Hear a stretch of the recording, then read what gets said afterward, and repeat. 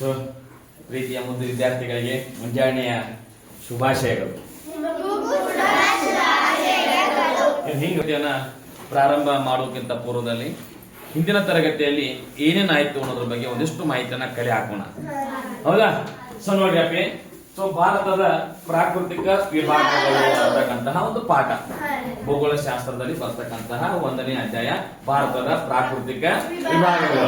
ಆ ಭಾರತದ ಪ್ರಾಕೃತಿಕ ವಿಭಾಗಗಳಲ್ಲಿ 1ನೇದಾಗಿ ಯಾವಪ್ಪ ಅಂತಂದ್ರೆ ಪರ್ವತಗಳು, 2ನೇದು 3ನೇದು. ಸೊ ಹಾಗಾಗಿ ಇವತ್ತಿನ ತರಗತಿಯಲ್ಲಿ ಕೊನೆಯ ಘಟ್ಟವಾದಂತಹ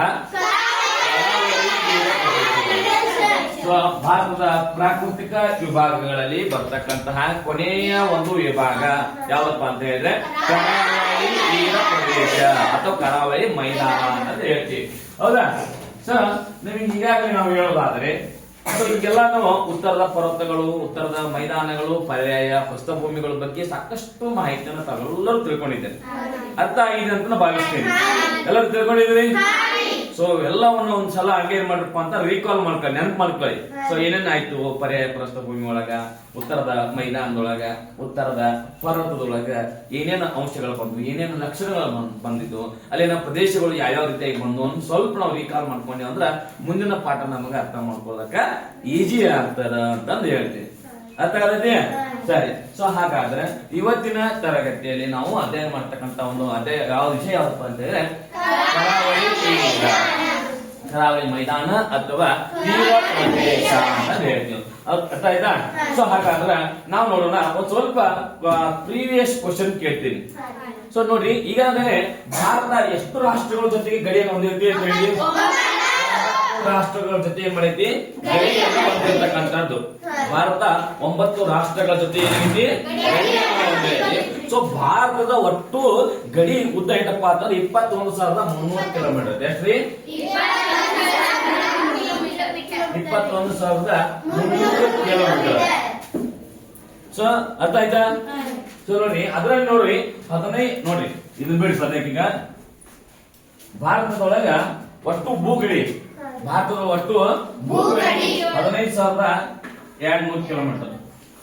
ಎಷ್ಟ? 15,200 ಕಿಲೋಮೀಟರ್ ಭೂಗಡಿ. ಅರ್ಥ ಆಗತೈತಿ? ಸೊ ಇನ್ನ ಈ ಕರಾವಳಿ ತೀರ ಐತಲ್ಲ, ಕರಾವಳಿ ತೀರ ಪ್ರದೇಶ 6,100 ಕಿಲೋಮೀಟರ್. ಎಷ್ಟು ಕಿಲೋಮೀಟರ್? 6,100 ಕಿಲೋಮೀಟರ್. ಕೂಡಿಸಿ ನೋಡೋಣ ಏನಾಯ್ತು? 0 0 0 0 2 1 5 6 1 ಪ್ಲಸ್ 1 ಒಟ್ಟು ಏನಾಯ್ತು? 21,300. ಅಂದ್ರ ಗಡಿ ಅಂತಂದ್ರೆ ಏನಪ್ಪ ಅಂತಂದ್ರ ನಾವ್ ಏನಿದೆ ಐತಲ್ಲ ಹಿಂದಿನ ಕಡೆ ಇಲ್ಲ, ನಮ್ಮ ಭಾರತ ದೇಶದ ಒಂದು ನಕ್ಷೆಯನ್ನು ನೋಡಿದಾಗ, ಭಾರತದ ಒಂದು ದೇಶದ ನಕ್ಷೆಯನ್ನು ನೋಡಿದಾಗ ಇದೇನೈತಲ್ಲ ನಮ್ಮ ದೇಶದ ಇಟ್ಟು ಏನೈತಲ್ಲ ಗಡಿ ಇದು. ಸೊ ಇದೇನ್ ಬಾರ್ಡರ್ ಐತಲ್ಲ, ಸೊ ಇಲ್ಲಿಂದ ಇಲ್ಲಿ ತನಕ ಹಿಂಗ. ಸೊ ಇದು ಇದು ಇದು ಇದು ಇದೆಲ್ಲ ಏನಪ್ಪಾ ಅಂತಂದ್ ಹೇಳಿದ್ರೆ ಗಡಿ ಅಂತ ಹೇಳ್ತೀವಿ. ಅಂದ್ರೆ ಇಲ್ಲಿ ಭೂಗಡಿ ಮತ್ತು ಜಲಗಡಿ ಎರಡನ್ನು ಸೇರಿಸಿ ಎಷ್ಟು ಕಿಲೋಮೀಟರ್ ಆಯ್ತು? 21,300 ಕಿಲೋಮೀಟರ್ ಏನಪ್ಪಾ ಅಂತ ಭಾರತದ ಜಲಗಡಿ ಮತ್ತು ಭೂಗಡಿಯನ್ನು ಹೊಂದಿರತಕ್ಕಂಥದ್ದು ಅಂತಾನೆ. ಸೊ ಭಾರತದ ಒಟ್ಟು ಎಷ್ಟು ಕಿಲೋಮೀಟರ್ ಗಡಿಯನ್ನು ಹೊಂದ್ಕೊಂಡಿದಪ್ಪ ಅಂತಂದ್ರೆ 21,300 ಕಿಲೋಮೀಟರ್. ಅರ್ಥ ಆಗತೈತಿ? ಹಾಗಾದ್ರೆ ನಾವು ಇವತ್ತು ಅಧ್ಯಯನ ಮಾಡ್ತಕ್ಕಂಥದ್ದು ಯಾವುದು? ಕರಾವಳಿ ತೀರ ಪ್ರದೇಶ, ಹೌದೇನಿಲ್ಲ? ಹಾಗಾದ್ರೆ ಕರಾವಳಿ ಪ್ರದೇಶ ಇದ್ರೊಳಗೆ ಎಷ್ಟು ಗಡಿಯನ್ನು ಹೊಂದ್ಕೊಂಡೈತಿ ಅಂತ ಹೇಳಿದೀವಿ. ಈಗ ಕರಾವಳಿ ಎಷ್ಟು ತೀರ ಹೊಂದೈತಿ? 6,100 ಕಿಲೋಮೀಟರ್ ಹೊಂದೈತಿ. ಎಷ್ಟು? 6,100 ಕಿಲೋಮೀಟರ್. ಹೇಳ್ತೀರ ಕರಾವಳಿ ಗಡಿ. ಯಾವ ತೀರ? ಕರಾವಳಿ ಗಡಿ. ಅಂದ್ರೆ ಕರಾವಳಿ ಅಂತಂದ್ರೆ ನಾವೇನ್ ಮಾಡ್ತೀವಪ್ಪ ಅಂತಾರೆ ನೋಡಿ, ಅರ್ಥ ಮಾಡ್ಕೊಳ್ಳಿ. ಭಾರತ ಒಂದು ಪರ್ಯಾಯ ದ್ವೀಪ ರಾಷ್ಟ್ರ. ಭಾರತ ಒಂದು ಪರ್ಯಾಯ ದ್ವೀಪ ರಾಷ್ಟ್ರ. ಪರ್ಯಾಯ ದ್ವೀಪ ಅಂದ್ರೆ ನಿಮ್ಗೆ ಗೊತ್ತೈತಿ ಏನ್ರಿ? ಪರ್ಯಾಯ ದ್ವೀಪ ಅಂದ್ರೆ 3 ಕಡೆ ಏನಾಗೈತಪ್ಪ ಅಂತ ಸಾಗರಗಳಿಂದ ಸುತ್ತುವರಿದಿರ್ತಕ್ಕಂಥ ದೇಶವನ್ನು ನಾವೇನ್ ಹೇಳ್ತೀವಿ? ಪರ್ಯಾಯ ದ್ವೀಪ ರಾಷ್ಟ್ರ ಅಂತ ಹೇಳ್ತೀವಿ, ಹೌದೇನಿಲ್ಲ? ಪರ್ಯಾಯ ದ್ವೀಪ ರಾಷ್ಟ್ರ ಅಂತ ಕರಿಬಹುದಾ? ಯಾಕಂತ ಹೇಳಿದ್ರೆ ಇಲ್ಲಿ ಯಾವ ಸಾಗರ ಐತಿ? ಯಾವ ಸಾಗರ? ಸಮುದ್ರ. ಓಕೆನಾ? Okay, good Lakshmi. ಸೊ ಇಲ್ಲಿ ಯಾವ್ದಾಯ್ತು? ಬಂಗಾಳ ಯಾವ ಕೊಲ್ಲಿ ಮತ್ ಕೆಳಗೆ ದಕ್ಷಿಣ ಕಾಲ ಯಾವ ಸಾಗರ ಹಿಂದೂ ಮಹಾಸಾಗರ. ಹಾಗಾದ್ರ 3 ಕಡೆ ಏನಾಗೈತಿ ಸಾಗರಗಳಿಂದ ಸುತ್ತುವರಿದಂತ ದೇಶ ನಮ್ದು. ಹಾಗಾಗಿ ಇದನ್ನ ಏನು ಕರಿತೀವಿ ನಾವು ಪರ್ಯಾಯ ದ್ವೀಪ ರಾಷ್ಟ್ರ ಅಂತ ಕರಿತೀವಿ. ಪರ್ಯಾಯ ದ್ವೀಪ ರಾಷ್ಟ್ರ ಅಂತ ಹೇಳ್ತೀವಿ. ಹೌದಾ? ಹಾಗಾದ್ರೆ ಈಗ ಕರಾವಳಿ ತೀರ ಪ್ರದೇಶ ನಾವು ಈಗಾಗಲೇ ಹೇಳಿದೀವಿ. ಸೊ ಭಾರತವನ್ನು ನಾವು 2 ಭಾಗ ಮಾಡ್ಕೊಂಡಿವಿ. ಒಂದು ಉತ್ತರ ಭಾರತ, ಇನ್ನೊಂದು ದಕ್ಷಿಣ ಭಾರತ. ಮ್ಯಾಗಿಂದ ಏನ್ ಮಾಡ್ಕೊಂಡಿ ನಾವು ಕೆಳಗಿಂದ ದಕ್ಷಿಣ ಭಾರತ. ಹಾಗಾದ್ರ ಇಲ್ಲಿ ಕರಾವಳಿ ತೀರ ಪ್ರದೇಶ ಭಾರತದ ಯಾವ ಭಾಗಕ್ಕೆ ಐತಿ? ದಕ್ಷಿಣ ಭಾಗಕ್ಕೆ ಐತಿ. ಕರೆನ ಸರ್? ಮ್ಯಾಲ ಎಲ್ಲಾರ ಸಾಗರಗಳಿಂದ ಸುತ್ತುವರೆದಿದ್ದೀನ. ಸೊ ಭಾರತದ ನಕ್ಷೆಯನ್ನು ನೋಡಿದಾಗ ನಮಗೆ ಗಡಿ ಪ್ರದೇಶ ಅಂದ್ರೆ ಕರಾವಳಿ ತೀರ ಪ್ರದೇಶ ಅವನ್ನ ಯಾವ ಭಾಗ ಕಾಣ್ತೀವಿ ನಾವು? ದಕ್ಷಿಣ ಭಾಗ ಕಾಣ್ತೀವಿ. ಹೌದಿಲ್ಲ? ಸೊ ನಮಗ್ ಗೊತ್ತಾಗಬೇಕು ಮ್ಯಾಲಿನ ಅಂದ್ರೆ ಏನ್ ಈ ಕಡೆಯಿಂದ ಬರ್ತೀವಿ ನಾವು ಈ ಕಡೆಗೆ ಇಲ್ಲಿಂದ 2 ಭಾಗ ಮಾಡ್ಕೊಂತಿರ್ತೀವಿ ನಾವು. ಹೌದಿಲ್ಲ? ಸೊ ಮ್ಯಾಗಿಂದ ಉತ್ತರ ಭಾರತ, ಕೆಳಗಿಂದ ದಕ್ಷಿಣ ಭಾರತ. ಹಾಗಾದ್ರೆ ಕರಾವಳಿ ತೀರ ಪ್ರದೇಶಗಳು ನಮ್ಗೆ ಯಾವ ಭಾಗಕ್ಕೆ ಬರ್ತಾವ? ಹೌದಿಲ್ಲ? ಸೊ ಹಾಗಾಗಿ ದಕ್ಷಿಣಕ್ಕ ಕರಾವಳಿ ತೀರ ಪ್ರದೇಶ ಐತಿ. ಹೌದೇನಿಲ್ಲ? ಹಂಗಂದ್ರೆ ನಮ್ಗ ದಿಕ್ಕುಗಳಂತೂ ಈಗಾಗಲೇ ನಮ್ಗೆಲ್ಲ ಗೊತ್ತದ. 8 ದಿಕ್ಕುಗಳ ಬಗ್ಗೆ ನಮ್ಗೆ ಗೊತ್ತದಾವ. ಹಾಗಾದ್ರೆ ಈ ಕಡೆ ಯಾವ ದಿಕ್ಕು ಬರ್ತದೆ? ಈ ಕಡೆ ಇಲ್ಲಿ ಕರೆಕ್ಟಾ? ಕರೆಕ್ಟ್ ಐತೆ ಸರಿ. ಹಾಗಾದ್ರೆ ನಾವು ಈ ಕಡೆ ಭಾಗ ಪಶ್ಚಿಮ ಅಂತ ಕರಿತೀವಿ, ಈ ಕಡೆ ಭಾಗವನ್ನ ಈ ಕಡೆಗಿನ ಭಾಗವನ್ನ ದಕ್ಷಿಣ ಅಂತ ಕರಿತೀವಿ. ಹೌದೇನಿಲ್ಲ? ಅಂದ್ರೆ ನಾವೇ ಕರಾವಳಿ ತೀರ ಪ್ರದೇಶವನ್ನ ಅರ್ಥ ಮಾಡ್ಕೋಬೇಕಾಗಿತ್ತಂದ್ರ ಕರಾವಳಿ ತೀರ ಪ್ರದೇಶವನ್ನ ಅರ್ಥ ಮಾಡ್ಕೋಬೇಕಾಗಿತ್ತಂದ್ರ ನೋಡ್ರಿ ನಮಗ ಇಲ್ಲಿ ಕೆಳಗೆ ದಕ್ಷಿಣ ಭಾಗನ ನಾವು ತಿಳ್ಕೊಬೇಕಾಗಿತ್ತು. ಕರಾವಳಿ ತೀರ ಪ್ರದೇಶವನ್ನ ತಿಳ್ಕೊಬೇಕಾಗಿತ್ತು ಅಂತ ಹೇಳಿದ್ರೆ ನಮಗ ಅರಬ್ಬಿ ಸಮುದ್ರ ಯಾವ ಭಾಗಕ್ಕೆ ಐತಿದ? ಐತಿ. ಬಂಗಾಳ ಕೊಲ್ಲಿ, ಆಮೇಲೆ ಹಿಂದೂ ಮಹಾಸಾಗರ ದಕ್ಷಿಣಕ್ಕೆ ಐತಿ. ಸೊ ಹಾಗಾಗಿ ಇಲ್ಲಿ ನೋಡ್ರಿ ನಾವು ಕರಾವಳಿ ತೀರ ಪ್ರದೇಶವನ್ನ ನಾವು ಎಷ್ಟೇ 2 ಭಾಗ ಮಾಡ್ಕೋತೀವಿ. ಒಂದ ಪಶ್ಚಿಮ ಕರಾವಳಿ, ಇನ್ನೊಂದು ಮಾಡ್ಕೋಬೋದಿಲ್ಲ. ಯಾಕಂತ ಹೇಳಿದ್ರೆ ಇಲ್ಲಿ ಈ ಕಡೆದೊಂದ ಪಶ್ಚಿಮದ ಕರಿದೀವಿ, ಈ ಕಡೆದನ್ನ ನಾವು ಕರಿದೀವಿ. ಹಾಗಾಗಿ ನಾವು ಕರಾವಳಿ ತೀರ ಪ್ರದೇಶವನ್ನ 2 ಭಾಗ ಮಾಡ್ಕೋಬಹುದಲ್ಲ? ಹೌದೇನಿಲ್ಲ? ಯಾಕಂದ್ರೆ ಈ ಕಡೆದು ಬೇರೆ ಐತಿ, ಈ ಕಡೆದು ಬೇರೆ ಐತಿ. ಹಾಗಾಗಿ ಪಶ್ಚಿಮ ಕರಾವಳಿ ತೀರ ಪ್ರದೇಶವನ್ನ ನಾವು ಈ ಕಡೆ ನೋಡ್ರಿ, ಈ ಕಡೆ ಬರ್ತಕ್ಕಂಥದನ್ನ ಪಶ್ಚಿಮ ಕರಾವಳಿ, ಈ ಕಡೆ ಬರ್ತಕ್ಕಂಥದನ್ನ ಹೇಳಿ ನಾವು ಕರಾವಳಿ ತೀರ ಪ್ರದೇಶವನ್ನ ಎಷ್ಟು ಭಾಗ ಮಾಡ್ಕೊಂಡಿವಿ? ಎಷ್ಟ? ಹಾಗಾಗಿ ಕರಾವಳಿ ತೀರ ಪ್ರದೇಶದ ನೋಡಿ ಇಲ್ಲಿಂದ ನೋಡಿ ಈ ಪಶ್ಚಿಮದ ಇಲ್ಲಿಂದ ಹಿಡ್ಕೊಂಡು ಇಲ್ಲಿ ತನಕ ಇದು ಕರಾವಳಿ ತೀರ ಪ್ರದೇಶ. ಒಪ್ಕೋತೀವಿ?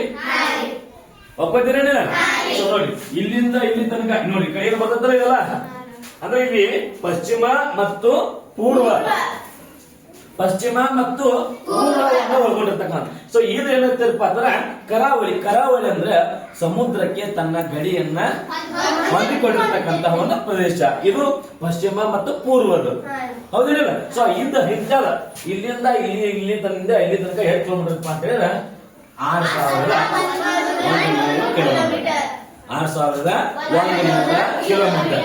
ಸೊ ಕರಾವಳಿ ತೀರ ಪ್ರದೇಶ ನಮ್ಮದು ಗಡಿ ಎಷ್ಟು ಕಿಲೋಮೀಟರ್ ಹೊಂದ್ಕೊಂಡೈತಿ ಅಂತ ಹೇಳಿದ್ರೆ 6,100 ಕಿಲೋಮೀಟರ್. ನೋಡಿ ನಾ ಹೇಳಿದೀನಿ ಕೇವಲ ಕರಾವಳಿ ತೀರ ಪ್ರದೇಶ ಸಮುದ್ರಕ್ಕೆ ತನ್ನ ಗಡಿಯನ್ನ ಹೊಂದಿಕೊಂಡಿರ್ತಕ್ಕಂಥ ಪ್ರದೇಶವನ್ನ ಅದು ಎಷ್ಟು ಕಿಲೋಮೀಟರ್ ಐತಿ? 6,100 ಕಿಲೋಮೀಟರ್. ಅರ್ಥ ಆಗೈತಿ? ಸೊ ನೋಡಿ ಇನ್ನೊಂದು ಹೇಳಾದ್ರೆ ಒಟ್ಟು ಕರಾವಳಿ ಉದ್ದ ಇದು ಕೇವಲ ಕರಾವಳಿಯ ಉದ್ದ ಕೇಳು. ಇನ್ನ ದ್ವೀಪಗಳನ್ನು ಸೇರಿಸ್ಕೊಂಡ ಮೇಲೆ ದ್ವೀಪಗಳದಾವಲ್ಲ. ಸೊ ಭಾರತದೊಳಗ ಈ ಬಂಗಾಳ ಕೊಲ್ಲಿಯೊಳಗ ಮತ್ತು ಅರಬ್ಬಿ ಸಮುದ್ರದೊಳಗ ದ್ವೀಪಗಳು ಕಂಡು ಬರ್ತಾವ. ಏನ್ ಕಂಡು ಬರ್ತಾವ? ದ್ವೀಪಗಳು. ಸೊ ಭಾರತದೊಳಗ ಒಟ್ಟು ಎಷ್ಟು ದ್ವೀಪಗಳು? 247 ದ್ವೀಪಗಳದಾವ. ಸರಿ, ಭಾರತದಲ್ಲಿ ಬರ್ತಕ್ಕಂಥ ಒಟ್ಟು ದ್ವೀಪಗಳ ಸಂಖ್ಯೆ 247. ಹಾಗಾಗಿ ಅರಬ್ಬಿ ಸಮುದ್ರದಲ್ಲಿ ಬರ್ತಕ್ಕಂಥ ದ್ವೀಪಗಳ ಸಂಖ್ಯೆ ಹೌದ್ರಿ? ಈಗ ಬಂಗಾಳ ಕೊಲ್ಲಿಯಲ್ಲಿ ಬರ್ತಕ್ಕಂಥ ದ್ವೀಪಗಳ ಸಂಖ್ಯೆ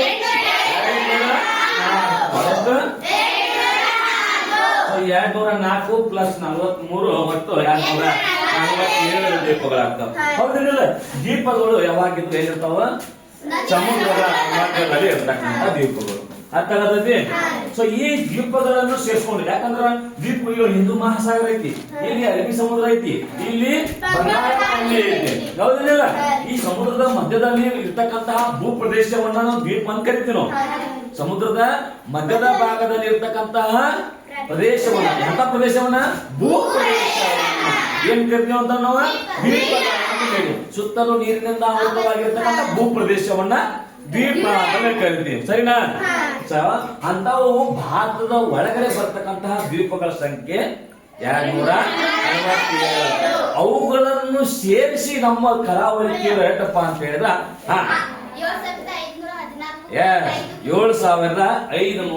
7516.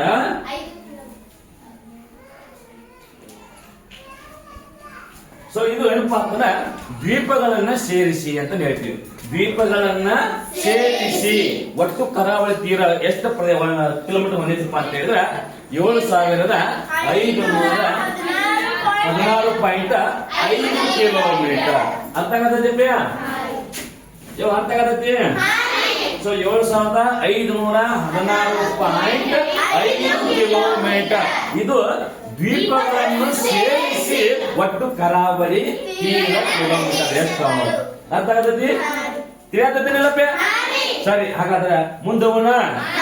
ಸೊ ನೋಡಿ, ಭಾರತದ ಜೊತೆಗೆ ಗಡಿಯನ್ನು ಹೊಂದಿರತಕ್ಕಂತಹ ಒಟ್ಟು ರಾಷ್ಟ್ರಗಳ ಸಂಖ್ಯೆ 9.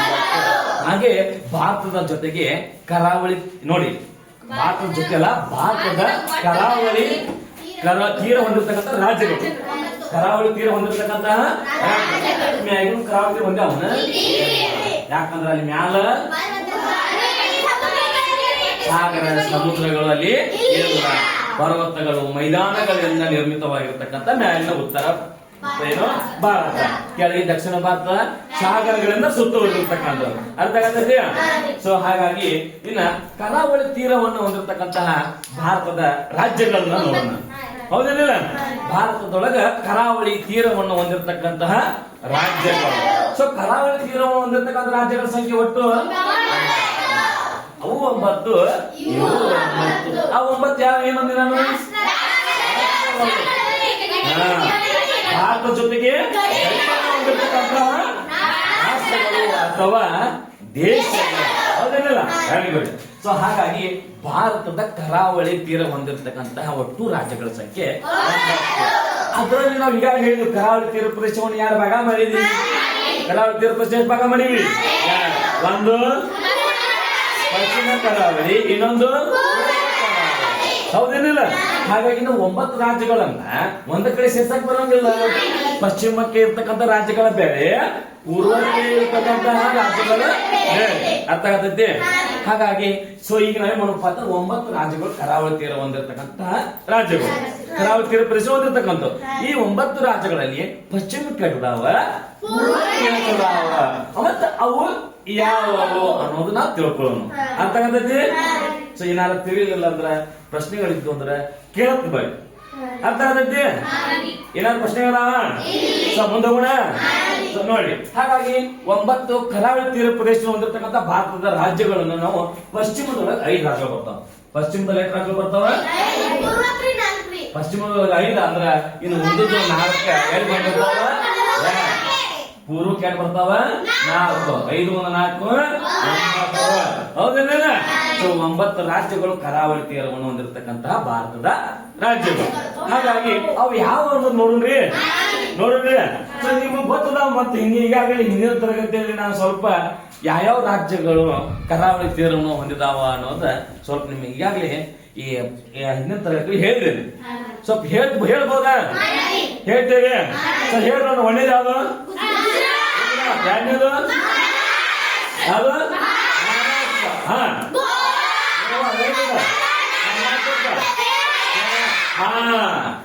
ಇಲ್ಲಿ ತನಕ ಏನದೇವು? ಹಂಗಂದ್ರೆ ಯಾವ ಪಶ್ಚಿಮಕ್ಕೆ ಅಂದ್ರೆ ಇಲ್ಲಿ ತನಕ ಪಶ್ಚಿಮ ತನಕ ಬರ್ತದೆ. ಸೊ ಇಲ್ಲಿ ತನಕ ಎಲ್ಲ ಏನ್ ಬರ್ತದ ಪಶ್ಚಿಮ ಬದ್ಧ ಅಂದ್ರೆ 5 ರಾಜ್ಯಗಳು ಪಶ್ಚಿಮ ರಾಜ್ಯಗಳು ಹೇಳ್ಬಿಡ್ರಿ ಇನ್ನು ಉಳಿದಿರ್ತಕ್ಕಂಥದ್ದು ಅವು ಯಾವ ಹೇಳ್ತೀರಾ ಓಕೆ ಮತ್ತ ಆಂಧ್ರ ಪ್ರದೇಶ ಆಮೇಲೆ ವೆರಿ ಗುಡ್ ಸೊ ನೋಡಿ ತಮಿಳುನಾಡು ಆಂಧ್ರ ಪ್ರದೇಶ ಸೊ ಹಂಗಾದ್ರೆ ಎಷ್ಟು ರಾಜ್ಯಗಳಿವ 5 ಪಶ್ಚಿಮ ಕಡೆ 4 ಸೊ ಒಟ್ಟು ಎಷ್ಟು ರಾಜ್ಯಗಳಾದ ಹಂಗಾದ್ರೆ 9 ರಾಜ್ಯಗಳು ಎಂದವ ರಾಜ್ಯಗಳು ಅರ್ಥ ಆಯ್ತಾ ಸರಿ ಹಾಗಾದ್ರೆ ಅವ ಎಲ್ಲೆಲ್ಲಿ ಬರ್ತಾವ ನೋಡೋಣಲ್ರಿ ಹೌದು ಒಂದೇ ರಾಜ್ಯ ಯಾವ್ದ್ರಿ ಇದೆಲ್ಲ ಯಾವ್ದಾಗ ಬರ್ತೀನಿ ಸೊ ಎರಡನೇದು ಯಾವ್ದು ಹೌದಾ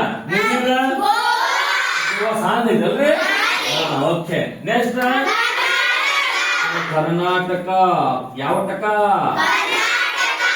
ಹೌದೇನಿಲ್ಲ ಆಡೋಕೆ ಅದ್ ಹಾಡಕ್ಕಲ್ಲ ಹುಟ್ಟಿದ್ದಾರೆ ಕನ್ನಡ ನಾವೇ ಹುಟ್ಟಬೇಕು ಮೆಟ್ಟಿದ್ದಾರೆ ಮೆಟ್ಟಬೇಕು ಬದುಕಿದು ಜಟಕ ಬಂಡಿ ಮುಂದೆ ಎಸ್ ಸೊ ಹಾಗೆ ನಮ್ಮ ಕರ್ನಾಟಕ ಹೌದಿಲ್ಲ ಸೊ ಕರ್ನಾಟಕ ನಾವು ರಾಜ್ಯದ ಒಂದು ನಕ್ಷೆಯನ್ನು ನೋಡಿದಾಗ ಯಾವ ಆಕಾರದಲ್ಲಿ ಇದೆ ಅಂತಂದ್ರೆ ಹೌದಿಲ್ಲ ಯಾವ ಆಕಾರವಾಗೈತಿ ಹೌದಿಲ್ಲ ಸೊ ನೆಕ್ಸ್ಟ್ ಈ ಕರ್ನಾಟಕದ ಆದ್ಮೇಲೆ ಬರ್ತಕ್ಕಂಥ ರಾಜ್ಯ ಹೌದಿಲ್ಲ ಈಗ ಒಳ್ಳೆ ಯಾವ್ದು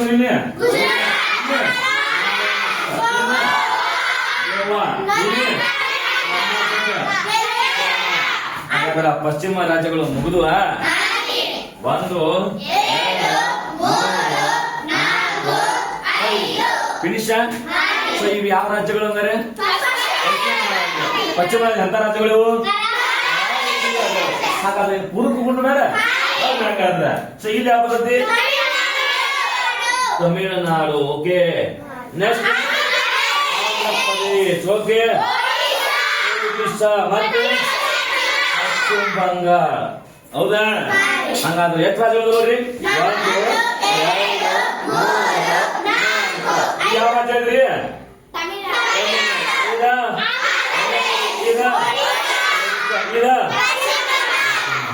ಸೊ 9 ರಾಜ್ಯಗಳಾದ್ವ ಸೊ ಏನಪ್ಪಾ ಅಂತಂದ್ರೆ ಭಾರತದ 9 ರಾಜ್ಯಗಳು ಅಂತ ಹೇಳ್ತೀವಿ ಅರ್ಥ ಆಗತ್ತೆ ಸೊ ಏನಾದ್ರು ಪ್ರಶ್ನೆಗಳದಾವ ಕೇಳಕ್ಕಿದ್ದಲ್ಲ ಅವರಿಗೆ ಸರಿ ಹಾಗಾದ್ರೆ ಈ 9 ಕರಾವಳಿ ತೀರ ಪ್ರದೇಶಗಳನ್ನ ಸ್ವಲ್ಪ ಮಾತ್ರ ಮಾಹಿತಿ ನೋಡ್ಕೊಳ್ಳೋಣ ಹೌದಾ ಸೊ ಏನಪ್ಪಾ ಅಂತಂದ್ರೆ ನೋಡಿ ಇವ ಏನಂತ ಹೇಳಕತ್ತೀವಲ್ಲಪ್ಪಿ ಮುಂದಿನ ಸ್ಪರ್ಧಾತ್ಮಕ ಯುಗದೊಳಗೆ ಬರ್ತಕ್ಕಂಥದ್ದು ನಾನು ಈಗಾಗಲೇ ನಿಮಗ UPSC ಅಂದ್ರೆ ಏನ KS ಅಂದ್ರೆ ಏನ FD ಅಂದ್ರೆ ಏನ SD ಅಂದ್ರೆ ಏನ PSI ಅಂದ್ರೆ ಏನ ಸೊ GPSTR ಅಂದ್ರೆ ಏನ HSTR ಅಂದ್ರೆ ಏನ PDO ಅಂದ್ರೆ ಏನ ಸೊ ಗೌರ್ಮೆಂಟ್ ಸರ್ಕಾರದ ಎಲ್ಲಾ ಹುದ್ದೆಗಳ ಬಗ್ಗೆ ಈಗಾಗಲೇ ನಿಮಗ ಮಾಹಿತಿಯನ್ನು ನೀಡಿದ್ದೇನೆ ಗೊತ್ತಾಯ್ತಪ್ಪ ಎಲ್ಲರಿಗೆ ಸೊ ಅಂತದ್ರೊಳಗೆ ಸಾಕಷ್ಟು ಬಾರಿ ಈ ಒಂದು ಸ್ಪರ್ಧಾತ್ಮಕ ಪರೀಕ್ಷೆಗಳಲ್ಲಿ ಇದರ ಮೇಲೆ ಸಾಕಷ್ಟು ಪ್ರಶ್ನೆಗಳು ಆಗಿದಾವ ಸೊ ಇವೇನ್ ಹೇಳಕ್ತಿರಲ್ಲ ನೀವೆಲ್ಲ ಇವೆಲ್ಲ ಸ್ಪರ್ಧಾತ್ಮಕ ಪರೀಕ್ಷೆಯಲ್ಲಿ ಕೇಳಿರ್ತಕ್ಕಂತಹ ಪ್ರಶ್ನೆಗಳಾಗಿರೋ ಅಂತ ಇರತ್ತಪ್ಪ ಸರಿ ಮುಂದೆ ನಾವು ಸೊ ನೋಡಿ ಭಾರತದೊಳಗ ಅತಿ ಹೆಚ್ಚು ಕರಾವಳಿ ತೀರ ಹೊಂದಿರತಕ್ಕಂತ ರಾಜ್ಯ ಯಾವ್ದಪ್ಪ ಹೇಳಿದ್ರೆ ಯಾವ ರಾಜ್ಯ ಸೊ ಭಾರತದೊಳಗೆ ಅತಿ ಹೆಚ್ಚು ಕರಾವಳಿ ತೀರ ಹೊಂದಿರತಕ್ಕಂತ ರಾಜ್ಯ ಸೊ ಒಟ್ಟು 1600 ಕಿಲೋಮೀಟರ್ ಐತಿ ಎಷ್ಟ್ರಿ 1600 ಕಿಲೋಮೀಟರ್ ಅಂದ್ರೆ 1600 ಕಿಲೋಮೀಟರ್ ಗುಜರಾತ್ ಭಾರತದೊಳಗ ಅತಿ ಹೆಚ್ಚು ಕರಾವಳಿ ತೀರ ಹೊಂದಿರತಕ್ಕಂತ ರಾಜ್ಯ ಯಾವಪ್ಪ ಅಂತ ಹೇಳಿದ್ರೆ ಗುಜರಾತ್ ಹೌದಾ ಸೊ ಗುಜರಾತ್ ನೊಳಗೆ ಕರಾವಳಿ ತೀರ ಪ್ರದೇಶವನ್ನ ಗುಜರಾತ್ ತೀರ ಪ್ರದೇಶ ಅಂತ ಕರೀತಾರೆ ಗುಜರಾತ್ ಒಳಗೆ ಕರಾವಳಿ ತೀರ ಪ್ರದೇಶ ಅಂತ ಕರೀತಾರ ಗುಜರಾತಿನ ತೀರ ಪ್ರದೇಶ ಯಾಕಂದ್ರೆ ಇದನ್ನ ಹೇಳಪ್ಪ ಅಂತಂದ್ರೆ ಕೆಲವೊಂದಿಷ್ಟು ರಾಜ್ಯಗಳಲ್ಲಿ ಕರಾವಳಿ ತೀರ ಪ್ರದೇಶವನ್ನ ಬೇರೆ ಬೇರೆ ಹೆಸರಿನಿಂದ ಕರೀತಾರೆ ಹೌದೇನಿಲ್ಲ ಎದಕ್ಕೆ ಕರೀತಾರ ಹೆಂಗ್ ಕರೀತಾರ ಎದಕ್ಕೆ ಹೆಸರು ಇಟ್ಟಿದಾರ ನಾವು ಸ್ವಲ್ಪ ತಿಳ್ಕೊಳ್ಳೋಣ ಅರ್ಥ ಆಗತ್ರಿ ಸರಿ ನೋಡಿ ಒಂದೇದ ಈ ಗುಜರಾತ್ ತೀರ ಅಂದ್ರೆ ಗುಜರಾತ್ ಒಳಗೆ ಈ ಕರಾವಳಿ ಪ್ರದೇಶವನ್ನ ಗುಜರಾತ್ ತೀರ ಪ್ರದೇಶ ಅಂತ ಕರೀತಾರ ಭಾರತದೊಳಗೆ ಅತಿ ಹೆಚ್ಚು ಕರಾವಳಿ ತೀರ ಪ್ರದೇಶ ಹೊಂದಿರತಕ್ಕಂತ ರಾಜ್ಯ ಗುಜರಾತ್ ಸೊ ಗುಜರಾತ್ ಒಳಗೆ ಸುಮಾರು 42 ಬಂದರುಗಳು ಬರ್ತಾವ ಸಣ್ಣ ಪುಟ್ಟ ಬಂದರುಗಳನ್ನ ಸೇರಿ. ಬಂದರು ಅಂದ್ರೆ ನಿಮ್ಗೆ ಗೊತ್ತೈತಿ, ಹಡಗುಗಳು ನಿಲ್ಲುವ ಸ್ಥಳವನ್ನ ಏನ್ ಕರಿತೀವಿ ನಾವು? ಬಂದರು ಅಂತ ಕರಿತೀವಿ. ಏನ್ ಕರಿತೀವಿ? ಬಂದರು ಅಂದ್ರೆ ಹಡಗುಗಳು ನಿಲ್ಲುವ ಸ್ಥಳವನ್ನ ಬಂದರು ಅಂತ ಕರಿತೀವಿ. ಅಂತವ 42 ಬಂದರುಗಳು ಎಲ್ಲಿ? ಸೊ ಅದರಲ್ಲಿ ಪ್ರಮುಖವಾಗಿ ಬರ್ತಕ್ಕಂತ ಬಂದರುಗಳಲ್ಲಿ ಕಾಂಡ್ಲಾ ಬಂದರು ಅಂತ ಹೇಳಿ. ಕಾಂಡ್ಲಾ ಬಂದರು ಎಲ್ಲಿ ಬರ್ತದೆ ಅಂತ ಯಾರ ಬಂದು ಕೇಳಿದ್ರೆ ಯಾವ ಬಂದ್ರಿ? ಕಾಂಡ್ಲಾ ಬಂದರು. ಆಮೇಲೆ ಓಕಾ ಬಂದರು. ಯಾವ ಬಂದರು? ಓಕಾ ಬಂದರು. ಹೀಗೆ ಏನಪ್ಪಾ ಅಂತಂದ್ರೆ ಸಣ್ಣ ಪುಟ್ಟವ ಬಂದರುಗಳು ಒಟ್ಟು 42 ಬಂದರುಗಳು ಕಂಡು ಬರ್ತಾವ. ಎಷ್ಟು ಬಂದರುಗಳು? 42. ಎಲ್ಲಿ? ಇನ್ನು ನಾವು ಹೋಗೋಣಪ್ಪ ಅಂತ ಹೇಳಿದ್ರ ನೆಕ್ಸ್ಟ್ ಬರ್ತಕ್ಕಂಥ ರಾಜ್ಯ ಯಾವ್ದ್ರಿ? ಮಹಾರಾಷ್ಟ್ರ. ಯಾವ ರಾಜ್ಯ ಐತಿ? ಮಹಾರಾಷ್ಟ್ರ. ಅರ್ಥ ಆಗತೈತಿ? ಸೊ ನಿಮ್ಗೆ ಇನ್ನೊಂದು ಹೇಳಿದನ್ನ ಹಿಂದಿನ ತರಗತಿ ಒಳಗ ಗುಜರಾತ್ ಒಳಗ ಹಡಗ ಹೊಡೆಯೋ ಬಂದರು ಅಲಾಂಗ್ ಬಂದರು. ಯಾವ ಬಂದರು? ಸೊ ಗುಜರಾತ್ ದೇಶದೊಳಗನ ಹಡಗು ಹೊಡೆಯುವ ಬಂದರು ಅಲಾಂಗ್ ಬಂದರು. ಅದ್ ಯಾವಪ್ಪ ಅಂತಂದ್ರ ಅಲಾಂಗ್ ಬಂದರು. ಯಾವ ಬಂದರು? ಅಲಾಂಗ್ ಬಂದರು. ಇದೇನಪ್ಪಾ ಅಂತಂದ್ರೆ ದೇಶದೊಳಗನ ಹಡಗು ಹೊಡಿತಕ್ಕಂತಹ ಅದ ಬಂದರು. ಯಾವ್ದಪ್ಪ ಅಂತ ಹೇಳಿದ್ರೆ ಅಲಾಂಗ್ ಬಂದರು. ಅದೆಲ್ಲಿ ಬರ್ತೈತಿ? ಗುಜರಾತ್ ಬರ್ತೈತಿ. ಅರ್ಥ ಆಗತೈತಿ? ಸೊ ಮುಂದೆ ಹೋಗೋಣ. ಸೊ ಮುಂದಿನ ಬಂದ ಯಾವ ರಾಜ್ಯ? ಮಹಾರಾಷ್ಟ್ರ. ಮಹಾರಾಷ್ಟ್ರ ಕರಾವಳಿ ರಾಜ್ಯ ಐತೆ, ಹೌದಿಲ್ಲ? ಸೊ ನೋಡ್ರಿ, ಈ ಮಹಾರಾಷ್ಟ್ರ ಅಂತಕ್ಕಂತಹ ಈ ಕರಾವಳಿ ಈ ರಾಜ್ಯವನ್ನ ಕರಾವಳಿ ತೀರದೊಳಗ ಮಹಾರಾಷ್ಟ್ರ ಮತ್ತು ಗೋವಾದೊಳಗ ಒಳಗ ಕೊಂಕಣ ತೀರ ಅಂತ ಹೇಳ್ತಾರೆ. ಏನ್ ಕೇಳ್ತಾರ? ಕೊಂಕಣ ತೀರ. ಮಹಾರಾಷ್ಟ್ರ ಮತ್ತು ಗೋವಾ ಒಳಗೆ ಮಹಾರಾಷ್ಟ್ರ ಮತ್ತು ಗೋವಾ ಒಳಗೆ ಏನ್ ಕರೀತಾರಪ್ಪ ಅಂತ ಕರಾವಳಿ ಪ್ರದೇಶವನ್ನ ಕೊಂಕಣ ತೀರ ಅಂತ ಕರೀತಾರೆ. ಹೌದಿಲ್ಲ? ಗೋವಾ ರಾಜ್ಯದ ಆಡಳಿತ ಭಾಷೆ ಕೊಂಕಣಿ ಭಾಷೆ. ನಮ್ಮಲ್ಲಿ ಹೇಗೆ ಕನ್ನಡ ಭಾಷೆ ಆಡಳಿತ ಭಾಷೆ ಇದೆಯೋ ಹಾಗೆ ಗೋವಾದ ಆಡಳಿತ ಭಾಷೆ ಕೊಂಕಣಿ. ಹೌದಿಲ್ಲ? ಸೊ ಭಾರತದ ಅತ್ಯಂತ ಚಿಕ್ಕ ರಾಜ್ಯವು ಕೂಡ ಯಾವುದು? ಗೊತ್ತೈತಿಲ್ಲ ನಿಮಗ? ಸರಿ ನೋಡಿ, ಕೊಂಕಣ ತೀರ ಅಂತ ಕರೀತಾರೆ. ಎಲ್ಲೆಲ್ಲಿ? ಮತ್ತ ಗೋವಾ ಕರಾವಳಿ ತೀರ ಪ್ರದೇಶವನ್ನ ಮಹಾರಾಷ್ಟ್ರ ಮತ್ತು ಗೋವಾದೊಳಗೆ ಏನ್ ಕರೀತಾರ? ಕೊಂಕಣ ತೀರ. ವೆರಿ ಇಂಪಾರ್ಟೆಂಟ್ ಪ್ರಶ್ನೆ ಇದು. ಅರ್ಥ ಆಗುತ್ತಪ್ಪ? ಸರಿ. ಸೊ ಈಗ ನೋಡಿ, ಇಲ್ಲಿ ಮಹಾರಾಷ್ಟ್ರದೊಳಗ ಬರ್ತಕ್ಕಂತ ಕೆಲವೊಂದಿಷ್ಟು ಪ್ರಮುಖ ಬಂದರುಗಳು ನೋಡೋದಾದ್ರೆ ಒಂದು ಮರ್ಮಗೋವಾ ಅಂತ ಬರ್ತೈತಿ, ಒಂದು ಮುಂಬೈ ಬಂದರು ಬರ್ತೈತಿ, ನವಸೇವಾ ಬಂದರು ಬರ್ತೈತಿ. ಯಾವ್ಯಾವ? ಮುಂಬೈ ಬಂದರು, ಮರ್ಮಗೋವಾ ಬಂದರು, ನವಸೇವಾ ಬಂದರು. ಇವೇನಪ್ಪಾ ಅಂತಂದ್ರೆ ಮಹಾರಾಷ್ಟ್ರದಲ್ಲಿ ಬರ್ತಕ್ಕಂತಹ ಪ್ರಮುಖವಾದಂತಹ ಬಂದರುಗಳು. ಅರ್ಥಾಗತಿ? ಒಂದು ಮುಂಬೈ ಬಂದರು, ಇನ್ನೊಂದು ನವಸೇವಾ ಬಂದರು, ಆಮೇಲೆ ಇನ್ನೊಂದು ಮರ್ಮಗೋವಾ ಬಂದರು. ಯಾವುದು? ಮರ್ಮಗೋವಾ. ಸೊ ಹೀಗೆ ಏನಪ್ಪಾ ಅಂತಂದ್ರೆ ಮಹಾರಾಷ್ಟ್ರದಲ್ಲಿ ಬರ್ತಕ್ಕಂಥದ್ದು ಮತ್ತು ಈ ಗೋವಾದ ಗಡಿ ಪ್ರದೇಶದಲ್ಲಿ ಬರ್ತಕ್ಕಂಥ ತೀರ ಪ್ರದೇಶದಲ್ಲಿ ಬರ್ತಕ್ಕಂತಹ ಬಂದರುಗಳು. ಅರ್ಥ ಆಗತ್ತೆ? ಸೊ ಇವೇನಪ್ಪಾ ಅಂತ ಹೇಳಿದ್ರೆ ಮಹಾರಾಷ್ಟ್ರ ಮತ್ತು ಗೋವಾ ಏನಪ್ಪಾ ಅಂತ ಕರಾವಳಿ ತೀರ ಪ್ರದೇಶದ ಒಂದಿಷ್ಟು ಮಾಹಿತಿ. ಅರ್ಥ ಆಗತ್ತೆ? ಸೊ ಮುಂದೆ ಉಂಡ್ರಿ. ಸೊ ನೆಕ್ಸ್ಟ್ ಬರ್ತಕ್ಕಂಥ ರಾಜ್ಯ ಯಾವ್ದ್ರಿ? ಕರ್ನಾಟಕ. ಹೌದಾ? ಸೊ ಕರ್ನಾಟಕದೊಳಗ ಕರಾವಳಿ ತೀರ ಪ್ರದೇಶಕ್ಕೆ ಏನಂತ ಕರೀತಾರಪ್ಪ ಅಂತ ಹೇಳಿದ್ರೆ ಕೆನರಾ ತೀರ ಅಂತ ಕರೀತಾರೆ. ಏನ್ ಕರೀತಾರ? ಸೊ ಕೆನರಾ ತೀರ ಅಂತ ಕರೀತಾರೆ. ಏನ್ ಕರೀತಾರ? ಕೆನರಾ ತೀರ ಅಂತ ಕರೀತಾರ. ಸೊ ಕರ್ನಾಟಕದ ಕರಾವಳಿ ತೀರ ಪ್ರದೇಶವನ್ನ ಏನಂತ ಕರೀತಾರ ಅಂತ ಕೇಳಿದ್ರೆ ಕೆನರಾ ತೀರ ಅಂತ ಕರೀತಾರ. ಏನ್ ಕರೀತಾರಪ್ಪ? ಕೆನರಾ ತೀರ ಅಂತ ಕರೀತಾರ. ಅರ್ಥಾಗತೈತಿ? ಅಥವಾ ಕರ್ನಾಟಕ ಕರಾವಳಿ ತೀರ ಅಂತ ಕೂಡ ಕರೀತಾರೆ. ಅರ್ಥಾಗತೈತಿ? ಸೊ ನೋಡಿ, ಕೊಂಕಣ ತೀರ ಅಂತಂದು ಎಲ್ಲಿ ಕರೀತಾರ ಅಂತ ಕೇಳಿದ್ರೆ ಗೋವಾ. ಅರ್ಥಾಗತೈತಿ? ಸೊ ಇನ್ನ ಕರ್ನಾಟಕದೊಳಗ ನೋಡಿ ಭಾರತದೊಳಗ ಅತಿ ಕಡಿಮೆ ಕರಾವಳಿ ತೀರ ಹೊಂದಿರತಕ್ಕಂಥ ರಾಜ್ಯ ಗೋವಾ. ಯಾಕಂದ್ರೆ ಭಾರತದ ಚಿಕ್ಕ ರಾಜ್ಯವು ಕೂಡ ಗೋವಾ, ಮತ್ತೆ ಕರಾವಳಿ ತೀರ ಹೊಂದಿರತಕ್ಕಂಥದ್ದು ಕೂಡ ಸಣ್ಣ ರಾಜ್ಯ ಕೂಡ ಗೋವಾ. ಹೌದಿಲ್ಲ? ಸೊ ನಮಗೆ ನೋಡ್ರೆ ಗೊತ್ತಾಗ್ತದೆ ಸಣ್ಣ ರಾಜ್ಯ ಐತಿ. ಹೌದು, ಕರಾವಳಿ ತೀರ ಪ್ರದೇಶ ಕೂಡ ಸಣ್ಣದಾಗಿರ್ತದೆ. ಸೊ ಅತಿ ಹೆಚ್ಚು ಕರಾವಳಿ ತೀರ ಹೊಂದಿರತಕ್ಕಂಥ ರಾಜ್ಯ, ಅತಿ ಕಡಿಮೆ ಕರಾವಳಿ ತೀರ ಹೊಂದಿರತಕ್ಕಂಥ ರಾಜ್ಯ. ಈಗ ನಮ್ಮ ಕರ್ನಾಟಕ ನಮ್ಮ ರಾಜ್ಯ ಹೌದಲ್ರಿ, ನಮ್ಮ ರಾಜ್ಯದ ಸ್ವಲ್ಪ ಗೊತ್ತಿರ್ಬೇಕಲ್ಲ ನಮಗ, ಉಳಿದ ರಾಜ್ಯದ ಬಗ್ಗೆ ಆಮೇಲೆ ತಿಳ್ಕೊಳ್ಳೋಣ. ಆದ್ರೆ ಕರ್ನಾಟಕ ನಮ್ಮ ರಾಜ್ಯ ಆಗಿರುವುದರಿಂದ ಕರ್ನಾಟಕದ ಕರಾವಳಿ ತೀರ ಪ್ರದೇಶವನ್ನ ಕೆನಡಾ ತೀರ ಅಂತ ಕರೆದೀವಿ. ಇದು ಎಷ್ಟು ಕಿಲೋಮೀಟರ್ ಉದ್ದ ಹೊಂದಿತ್ತಪ್ಪ ಅಂತ ಹೇಳಿದ್ರೆ 320 ಕಿಲೋಮೀಟರ್ ಹೊಂದಿದೆ. ಎಷ್ಟು ಕಿಲೋಮೀಟರ್ ಅಪ್ಪಿ? 320. ಕರ್ನಾಟಕದ ಕರಾವಳಿ ತೀರ ಎಷ್ಟು ಕಿಲೋಮೀಟರ್ ಹೊಂದಿದೆಪ್ಪ ಅಂತ ಹೇಳಿದ್ರೆ 320 ಕಿಲೋಮೀಟರ್. ಎಷ್ಟು ಕಿಲೋಮೀಟರ್? 320 ಕಿಲೋಮೀಟರ್. ಅರ್ಥ ಆಗಿದೆಯಾ? ಸೊ ಕರ್ನಾಟಕದ ಕರಾವಳಿ ತೀರ ಪ್ರದೇಶದ ಒಟ್ಟು ಎಷ್ಟು ಕಿಲೋಮೀಟರ್? 320 ಕಿಲೋಮೀಟರ್. ಇನ್ನೊಂದು ಏನ್ ಗೊತ್ತಾ, ಅರ್ಥ ಮಾಡ್ಕೊಳ್ಳಿ. ಕರ್ನಾಟಕದಲ್ಲಿ ಬರ್ತಕ್ಕಂಥ ಕರಾವಳಿ ಜಿಲ್ಲೆಗಳು, ಕರಾವಳಿ ಗೊತ್ತಾಗೈತಿ ಈಗ. ಇನ್ನು ಎಲ್ಲಾ ಜಿಲ್ಲೆಗಳು ಕರಾವಳಿ ನಮ್ಮ ಕರ್ನಾಟಕದ ಎಲ್ಲಾ ಜಿಲ್ಲೆಗಳು ಕರಾವಳಿ ತೀರ ಪ್ರದೇಶ ಹೊಂದಿದ್ದೇವೆ ಇಲ್ಲ. ಹಾಗಾದ್ರೆ ಯಾವ ಜಿಲ್ಲೆಗಳು ಅಂತ ಬೇಕಲ್ಲ ನಮಗೀಗ, ಇಂಪಾರ್ಟೆಂಟ್ ಆಗೋದಿಲ್ಲ. ಸೊ ಹಾಗಾಗಿ ಕರ್ನಾಟಕದ ಕರಾವಳಿ ಜಿಲ್ಲೆಗಳು 3. ಕರ್ನಾಟಕದ ಕರಾವಳಿ ಜಿಲ್ಲೆಗಳು ಎಷ್ಟು? 3. ಸೊ ಕರ್ನಾಟಕದ ಕರಾವಳಿ ಜಿಲ್ಲೆಗಳು ನೋಡೋದಾದ್ರೆ ಕರ್ನಾಟಕದ ಕರಾವಳಿ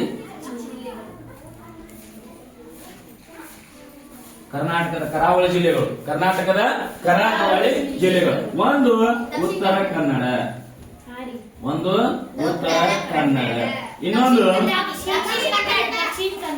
ಉಡುಪಿ, ಆಮೇಲೆ ದಕ್ಷಿಣ. ಸೊ ನೋಡಿ, ಸೊ ಉತ್ತರ ಕನ್ನಡ, ಉಡುಪಿ, ದಕ್ಷಿಣ ಕನ್ನಡ ಇವೇನಪ್ಪ ಅಂತಂದ್ರ ಕರಾವಳಿ ತೀರ ಹೊಂದಿರತಕ್ಕಂಥ ಕರ್ನಾಟಕದ ಜಿಲ್ಲೆಗಳು. ಅರ್ಥ ಆಗೈತಿ? ಸೊ ಕರಾವಳಿ ತೀರ ಹೊಂದಿರತಕ್ಕಂಥ ಕರ್ನಾಟಕದ ಜಿಲ್ಲೆಗಳು ಒಟ್ಟು ಎಷ್ಟಪ್ಪ? ಮನೆಯಾದ ಉತ್ತರ ಕನ್ನಡ, ಆಮೇಲೆ ದಕ್ಷಿಣ ಕನ್ನಡ. ಹಂಗ ನಮ್ದು 320 ಕಿಲೋಮೀಟರ್ ಐತಿ. 320 ಕಿಲೋಮೀಟರ್ ಹೊಂದಿರತಕ್ಕಂಥ ಜಿಲ್ಲೆಗಳು ಎಷ್ಟಂದ್ರೆ ಈಗ 1 ಉತ್ತರ ಕನ್ನಡ, 2 3 ದಕ್ಷಿಣ ಕನ್ನಡ. ಹೌದೇನಿಲ್ಲ? ನೋಡ್ರಿ, ಉತ್ತರ ಕನ್ನಡ ಈಗ ಸ್ವಲ್ಪ ಸಮುದ್ರಗಳು ನೋಡೋಣಲ್ರಿ. ಕರ್ನಾಟಕದೊಳಗ ಬರ್ತಕ್ಕಂತಹ ಸಮುದ್ರಗಳು ಹೌದೇನಿಲ್ಲ? ಒಂದೇದು ಯಾವಪ್ಪ ಅಂತ ಹೇಳಿದ್ರೆ ಯಾವ್ದ್ರಿ? ಸೊ ನಾವು ಹೇಳಿದೀವಿ ಇಲ್ಲಿ ಗೋಕರ್ಣ ಬೀಚ್ ಅಂತ ಹೇಳ್ತೀವಿ. ಗೋಕರ್ಣ ಓಂ ಬೀಚ್ ಅಂತ ಹೇಳ್ತೀವಿ ಅದನ್ನ, ಹೌದಾ? ಓಂ ಬೀಚ್ ಅಂತ ಹೇಳ್ತೀವಿ ನಾವು. ಯಾವ ಬೀಚ್ ಹೇಳ್ತೀವಿ? ಓಂ ಬೀಚ್. ಬೀಚ್ ಅಂದ್ರೆ ಸಮುದ್ರ ಅಲ್ಲ, ಸೊ ಓಂ ಬೀಚ್ ಅಂತ ಹೇಳ್ತೀವಿ, ಹೌದಾ? ಇನ್ನು ಉಡುಪಿ ಒಳಗ ಮಲ್ಪೆ ಬೀಚ್ ಅಂತ ಹೇಳ್ತೀವಿ. ಯಾವ ಬೀಚ? ಮಲ್ಪೆ ಬೀಚ. ಆಮೇಲೆ ಮಲ್ಪೆ ಬೀಚ. ದಕ್ಷಿಣ ಕನ್ನಡದೊಳಗ ಮತ್ತೆ ಯಾವ ಬೀಚ್ ಬರ್ತದೆ? ಪಣಂಬೂರು ಬೀಚ ಅಂತ ಬರ್ತದೆ. ಯಾವ್ದು? ಪಣಂಬೂರ ಅಂತ ಹೇಳ್ತೀವಿ. ಇನ್ನು ಸೊ ಈಗ ನಿಮ್ಗೆ ಗೊತ್ತಿರಲಿ ಅಂತ ಹೇಳಿದಷ್ಟೇ. So Om beach, Malpe beach, Panambur beach ಇವೇನಪ್ಪಾ ಅಂತಂದ್ರೆ ಇಲ್ಲಿ ಬರ್ತಕ್ಕಂತಹ ಬೀಚ್ಗಳು, ಸಮುದ್ರಗಳು ಅಂತ ಹೇಳ್ತೀವಿ. ಸೊ ಕರ್ನಾಟಕವು ಕೂಡ ಕರಾವಳಿ ತೀರ ಹೊಂದಿರತಕ್ಕಂತಹ ರಾಜ್ಯ, ಹೌದೇನಿಲ್ಲ? ಕರ್ನಾಟಕದೊಳಗ ಕರಾವಳಿ ತೀರ ಹೊಂದಿರತಕ್ಕಂಥ ಜಿಲ್ಲೆಗಳು 3. ಒಂದನೇದು ಉತ್ತರ ಕನ್ನಡ, 2ನೇದು ಉಡುಪಿ, 3ನೇದ ದಕ್ಷಿಣ ಕನ್ನಡ, ಹೌದೇನಿಲ್ಲ? So Om beach, Malpe beach, Panambur beach ಇವೇನಪ್ಪಾ ಅಂತಂದ್ರೆ ಸಮುದ್ರವನ್ನು ಹೊಂದಿರತಕ್ಕಂಥದ್ದು ಅಂತ ಹೇಳ್ತೀವಿ. ಯಾವ ರಾಜ್ಯ ಜಿಲ್ಲೆಗಳಿದ್ರೆ ಉತ್ತರ ಕನ್ನಡ, ಉಡುಪಿ, ಆಮೇಲೆ ದಕ್ಷಿಣ ಕನ್ನಡ. ಅರ್ಥ ಆಗತೈತೆ? ಸೊ ಒಂದ್ ಸ್ವಲ್ಪಿನ ಕರ್ನಾಟಕವನ್ನ ಇಷ್ಟು ತಿಳ್ಕೊಂಡು ನಾವು ಮುಂದೆ ಹೋಗ್ರಿ. ಮುಂದೆ ಕನ್ನಡ ಬಗ್ಗೆ ಕರ್ನಾಟಕ ಸಾಕ. ಸೊ ಮುಂದೆ ಹೋಗ್ರಿ ಯಾವ್ದ? ಕೆನಡಾ ಹೋಗೋಣ. ಸೊ ಕೆನಡಾದೊಳಗ ಕರಾವಳಿ ತೀರ ಪ್ರದೇಶವನ್ನ ಏನ್ ಕರೀತಾರಪ್ಪ ಅಂತ ಹೇಳಿದ್ರೆ ಮಲಬಾರ್ ತೀರ ಪ್ರದೇಶ ಅಂತ ಕೇಳ್ತಾರೆ. ಏನ್ ಕರೀತಾರ? ಮಲಬಾರ್ ತೀರ. ಕೆನಡಾದೊಳಗೆ ಏನ್ ಕರೀತಾರೆ? ಮಲಬಾರ್ ತೀರ ಪ್ರದೇಶ ಅಂತ ಹೇಳ್ತಾರೆ. ಸೊ ನೋಡಿ, ಕೊಂಕಣ ತೀರ ಗೊತ್ತಾಗಿರ್ಬೇಕು, ಕೆನಡಾ ತೀರ ಗೊತ್ತಾಗಿರ್ಬೇಕು, ಮಲಬಾರ್ ತೀರ ಗೊತ್ತಾಗಿರ್ಬೇಕು. ಯಾವ ರಾಜ್ಯಗಳು ಅಂತ ನಾವು. ಸೊ ನಮಗೆ ನೋಡ್ರಿ ರಾಜ್ಯಗಳ ಹೆಸರು ಮೇಲೆ ತೀರ ಪ್ರದೇಶ ಮೇಲೆ ನಾವು ಹೇಳ್ಬೋದು. ಸೊ ಮಲಬಾರ್ ತೀರ ಅಂದ್ರೆ ಯಾವ್ದು? ಕೊಂಕಣ ತೀರ ಅಂದ್ರೆ ಯಾವ್ದು? ಆಮೇಲೆ ಹೌದೇನಿಲ್ಲ? ಕೆನಡಾ ತೀರ ಅಂದ್ರೆ ಯಾವ್ದು? ಹೌದೇನಿಲ್ಲ? ಸೊ ಹೀಗೆ ನಾವು ಬರೀ ತೀರಗಳ ಪ್ರದೇಶ ಕೂಡ ರಾಜ್ಯಗಳನ್ನು ಕೂಡ ನಾವು ಗುರುತಿಸ್ಕೋಬಹುದು, ತಿಳ್ಕೋಬಹುದು. ಅರ್ಥಾಗುತ್ತೆ? ಸೊ ಹಂಗ ಈಗ ಕೇರಳ ಅಂತಂದ್ ಹೇಳ್ತೀವಿ. ಯಾವ್ದ್ರಿ? ಕೇರಳ ಅಂತಂದ್ ಹೇಳ್ತೀವಿ. ಸೊ ನೋಡ್ರಿ, ಇನ್ನೊಂದು ನಮ್ಮ ಕರ್ನಾಟಕದಲ್ಲಿ ಕೂಡ ಹಡಗೊಂಡಿರ್ತಕ್ಕಂಥ ಬಂದರುಗಳು ಕೂಡ ಅದಾವ. ಯಾವ್ದು? ಯಾವ? ಮಂಗಳೂರು. Very good. ಸೊ ಕರ್ನಾಟಕದಲ್ಲಿ ಬರ್ತಕ್ಕಂಥ ಪ್ರಮುಖವಾದಂತಹ ಬಂದರು ಮಂಗಳೂರು ಬಂದರು ಅಂತ ಹೇಳ್ತೀವಿ. ಯಾವ ಬಂದರು? ನವ ಮಂಗಳೂರು ಬಂದರು ಅಂತ ಹೇಳಿ ಕರ್ನಾಟಕದಲ್ಲಿ ಬರ್ತಕ್ಕಂತಹ ಪ್ರಮುಖವಾದಂತಹ ಬಂದರು ಯಾವ್ದಪ್ಪ ಅಂತ ಹೇಳಿದ್ರೆ ನವ ಮಂಗಳೂರು ಬಂದರು. ಸರಿ, ಈಗ ನೋಡಿ ಇಲ್ಲಿ ಬರ್ತದೆ ಯಾವ್ದು? ಕೇರಳ ಅಂತ ಹೇಳಿ. ಕೇರಳವನ್ನ ಏನಂತ ಕರಿತೀವಿ ನಾವು? ಮಲಬಾರ್ ತೀರ ಅಂತ ಕರಿತೀವಿ. ಏನಂತ ಹೇಳ್ತೀವಿ ನಾವು? ಮಲಬಾರ್ ತೀರ ಅಂತ ಕರಿತೀವಿ. ಅರ್ಥ ಆಗತ್ತೆ? ಸೊ ನೆಕ್ಸ್ಟ್ ನಾವು ನೋಡಿ ಯಾವ್ದಪ್ಪ ಅಂತ ಹೇಳಿದ್ರೆ ಇನ್ನೊಂದು ನೆನ್ಪಿಟ್ಕೊಳ್ಳಿ, ಈ ಕೇರಳದೊಳಗೆ ಕೆಲವಷ್ಟು ಬಂದರುಗಳು ಯಾವಪ್ಪ ಅಂತ ಕೊಚ್ಚಿನ್ ಬಂದರು, ಕೊಚ್ಚಿನ್ ಬಂದರು, ಆಮೇಲೆ ಕೋಲಂ ಬಂದರು ಅಂತ ಬರ್ತಾವ. ಕೇರಳದಲ್ಲಿ ಬರ್ತಕ್ಕಂತಹ ಬಂದರುಗಳು ಯಾವಪ್ಪ ಅಂತಂದ್ರೆ ಒಂದು ಕೊಚ್ಚಿನ್, ಹ ಒಂದು ಕೊಚ್ಚಿನ, ಇನ್ನೊಂದು ಕೋಲಂ ಬಂದರು. Very good. ಯಾವ್ದು? ಕೋಲಂ ಬಂದರು ಅಂತ ಹೇಳ್ತೀವಿ. ನೋಡಿ, ಒಂದು ಕೊಚ್ಚಿನ, ಇನ್ನೊಂದು ಕೋಲಂ. ಈ ಕೊಚ್ಚಿನ ಬಂದರು ಇದ್ದಲ್ರಿ, ಇದನ್ನ ಏನಕ್ಕೆ ಕರೀತಾರೆ ಗೊತ್ತಪ್ಪ? ಅರಬ್ಬಿ ಸಮುದ್ರದ ರಾಣಿ ಅಂತ ಕರೀತಾರೆ. ಏನ್ ಕರೀತಾರೆ ನೋಡಿ? ಅರಬ್ಬಿ ಸಮುದ್ರ ಚಿಕ್ಕ ಯಾವತ್ತ ಹೌದಿಲ್ಲ ನೋಡಿ, ಪೂರ್ವ ಸಮುದ್ರದ ರಾಣಿ ಅಂತ ಕರೀಲಿಲ್ಲ. ಅಲ್ಲಿ ಬರ್ತಕ್ಕಂಥದ್ದು ಯಾವ ದಿಕ್ಕಿಗೆ? ಪಶ್ಚಿಮ ಕರೀಲಿಲ್ಲ. ಹಾಗಾಗಿ ಈ ಕೇರಳದಲ್ಲಿ ಬರ್ತಕ್ಕಂತಹ ಕೊಚ್ಚಿನ ಬಂದರನ್ನ ಏನ್ ಕರೀತಾರ? ಅರಬ್ಬಿ ಸಮುದ್ರದ ರಾಣಿ ಅಂತ ಕರೀತಾರ. ಏನ್ ಕರೀತಾರ? ಅರಬ್ಬಿ ಸಮುದ್ರದ ರಾಣಿ. ಯಾವ ಬಂದರನ್ನ ಅರಬ್ಬಿ ಸಮುದ್ರದ ರಾಣಿ ಅಂತ ಕರೀತಾರೆ? ಕೊಚ್ಚಿನ. ಹಂಗ ರಾಜನ ಅಂತ ಕರೀತಾರೆ. ಅದೇ ಕೋಲಂ ಬಂದರನ್ನ ಅರಬ್ಬಿ ಸಮುದ್ರದ ರಾಜ ಅಂತ ಕರೀತಾರ. ಏನಂತ ಕರೀತಾರ? ಅರಬ್ಬಿ ಸಮುದ್ರದ ರಾಜ. ಯಾವ ಬಂದರನ್ನ? ಕೋಲಂ ಬಂದರನ್ನ. ಅರ್ಥ ಆಗತ್ತೆ? ಸೊ ನೋಡ್ರಿ, ಕೊಚ್ಚಿನ್ ಬಂದರನ್ನ ಅರಬ್ಬಿ ಸಮುದ್ರದ ರಾಣಿ ಅಂತ ಕರೆದ್ರ, ಕೋಲಂ ಬಂದರನ್ನ ರಾಜ ಅಂತ ಕರೀತಾರ. ನೆನ್ಪಿಟ್ಕೊಳ್ಳಿ.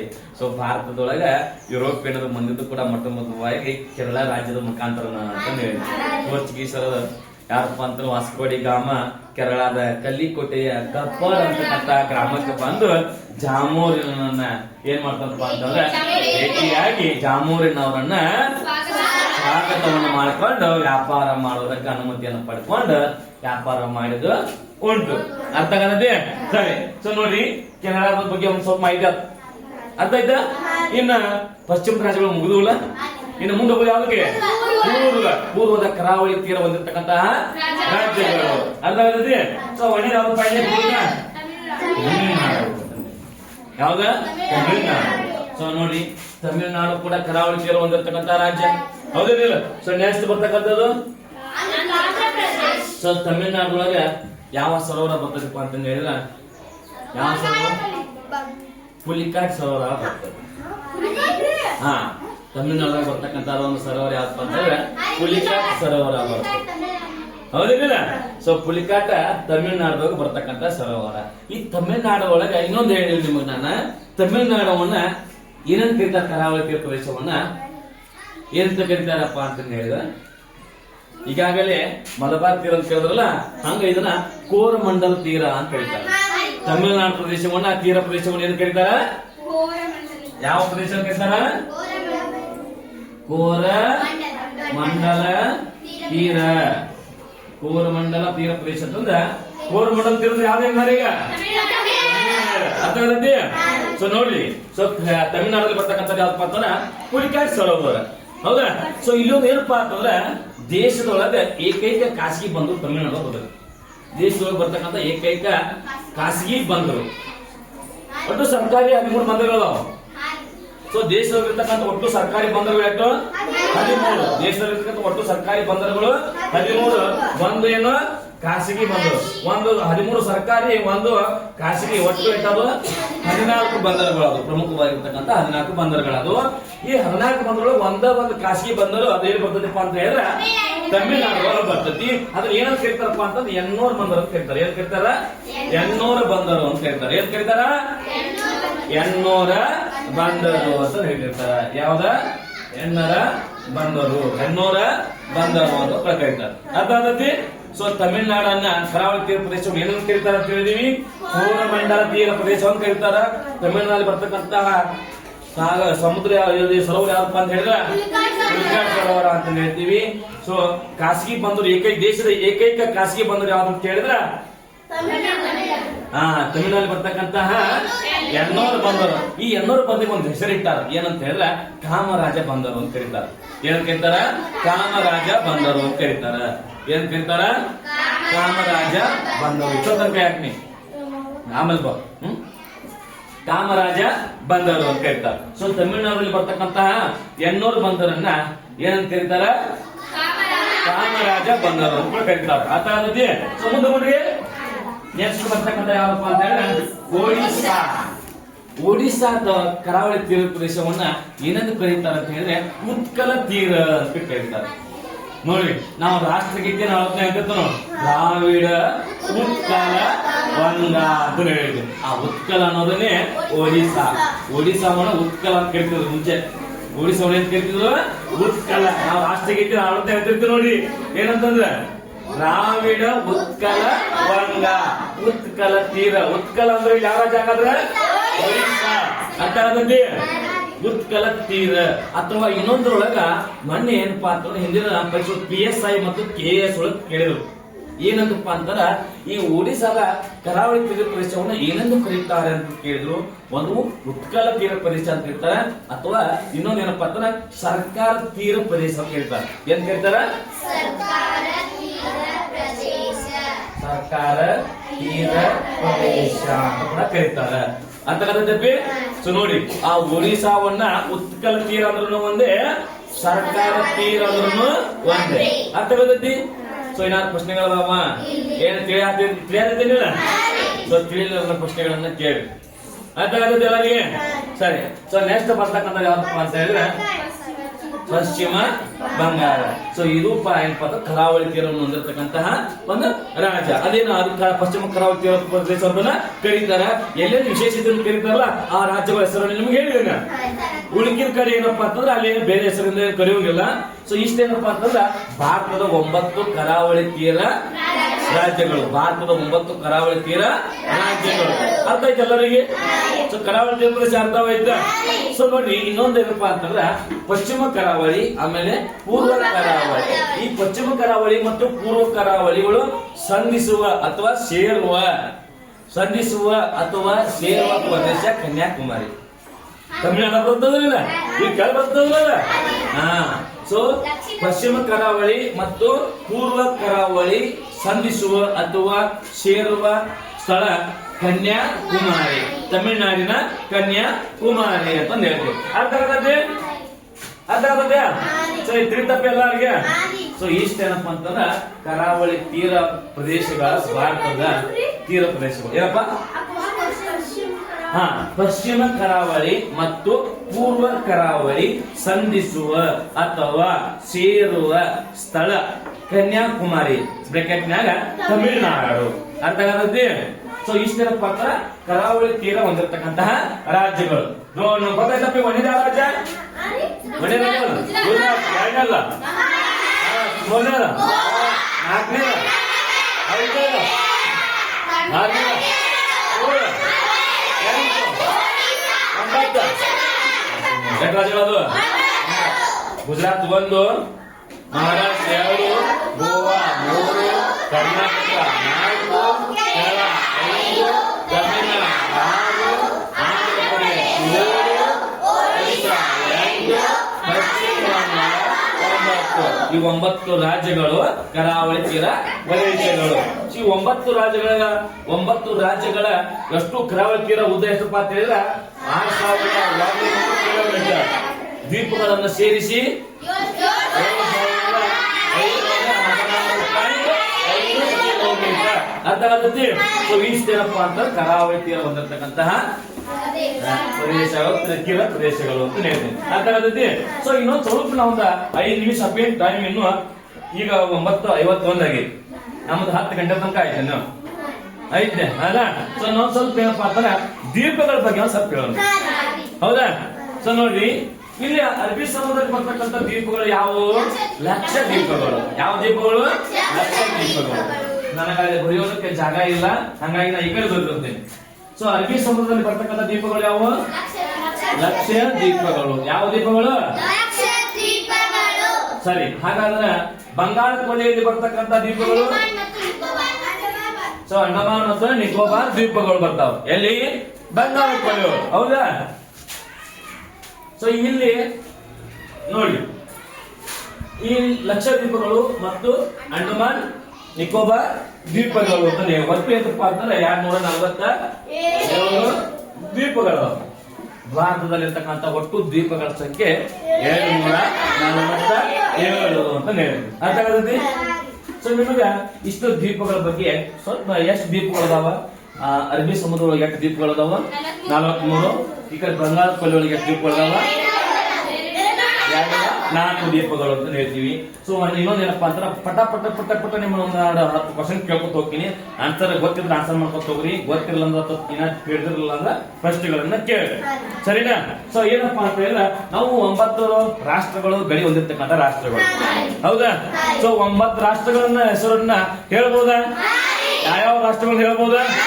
ಗೊತ್ತದ ಅಂತ ಅನ್ಕೋತೀನಿ. ಹಾಗಾದ್ರೆ ಈಗ ಯಾವ್ದ್ರಿ? ಓಕೆ, ಇಲ್ಲಿ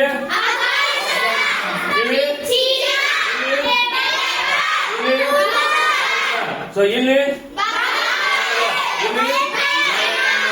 ಸರಿನಾ? ಇಲ್ಲಿ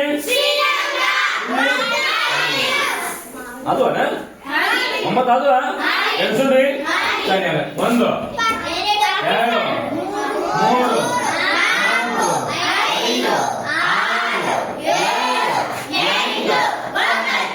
5 9 ರಾಷ್ಟ್ರಗಳು ಗಡಿ ಹೊಂದ್ಕೊಂಡಾವ. 9 ರಾಜ್ಯಗಳು ಕರಾವಳಿ ತೀರ ಹೊಂದಿರತಕ್ಕಂಥ ಭಾರತದ ರಾಜ್ಯಗಳು. ಅರ್ಥ ಆಗತೈತಿ? ಸೊ ಇಷ್ಟೇನಪ್ಪ ಅಂದ್ರೆ ಭಾರತ. ಇನ್ನ ಈಗಾಗಲೇ ನಿಮ್ಗೆಲ್ಲ ಗೊತ್ತೈತಿ, ಭಾರತದೊಳಗ ಅತಿ ಹೆಚ್ಚು ವಿಸ್ತೀರ್ಣ ಹೊಂದಿರತಕ್ಕಂಥ ರಾಜ್ಯ ಯಾವುದು?